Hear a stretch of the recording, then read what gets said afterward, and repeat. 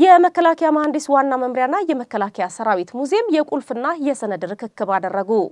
የመከላከያ ሰራዊቱ ሙዚየም በቅርቡ ተመርቆ አገልግሎት እየሰጠም ይገኛል።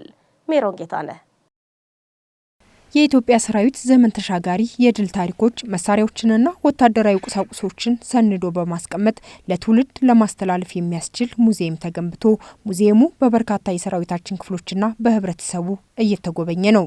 ከተለያዩ ባለድርሻ አካላት ጋር በመተባበር የመከላከያ ሰራዊት ሙዚየምን ግንባታ ያከናወነው የመሐንዲስ ዋና መምሪያ በኮንስትራክሽን መምሪያ ኃላፊው በብርጋዴር ጄኔራል ያደታ አመንቴ አማካኝነት የሙዚየሙን ቁልፍና የተለያዩ ሰነዶች የተቋሙ ከፍተኛ አመራሮች በተገኙበት ስነ ስርዓት አስረክበዋል። የሰራዊቱ ሙዚየም በአጭር ጊዜ ተገንብቶ ቅርሶች መሰነድ መቻላቸውና ለጉብኝት ክፍት መደረጉ በተቋሙ ታላቅ ሀገራዊ አቅም መኖሩን ዳግም የተረጋገጠበት መሆኑን የመከላከያ ሚኒስትሯ ኢንጂነር አይሻ መሐመድ ተናግረዋል። መሐንዲስ ዋና መምሪያ በተሰጠው አቅጣጫ መሰረት ግንባታውን በማከናወን ያበረከቱ አስተዋጽኦ ከፍተኛ መሆኑን ጠቅሰው በቀጣይም የተቋሙን ታሪክ የበለጠ ሰንዶ ለማስተላለፍ የሚያስችል ግዙፍ ሙዚየም እንደሚገነባም ጠቁመዋል። ጊዜው ትንሽ ይመስላል፣ የተሰራው ስራ ግን ትልቅ ነውና ይሄ እንደ ትንሽ ማሳያ ሆኖ ይሄን ታሪክ ነው አስፍተን በትልቁ ልናስቀምጠው ያፈለግነው ብለን ለመናገር እንድንችል የተቀመጠ ፕሮቶታይፕ እንዳርገን ብንወስደውና ወደፊት ግን የኢትዮጵያ ታሪክ በርካታው የኢትዮጵያ ታሪክ የጦር ታሪክ ነው፣ የውጣ ውረድ ታሪክ ነውና ይሄን ታሪክ ደግሞ በትክክል ሰንዶ ማስቀመጥ ያለበት ተቋም ደግሞ ይሄ ነው። ስለዚህ ተቋሙ ለዚህ ስራ የሰጠው ፎከስ ቀላል አይደለም።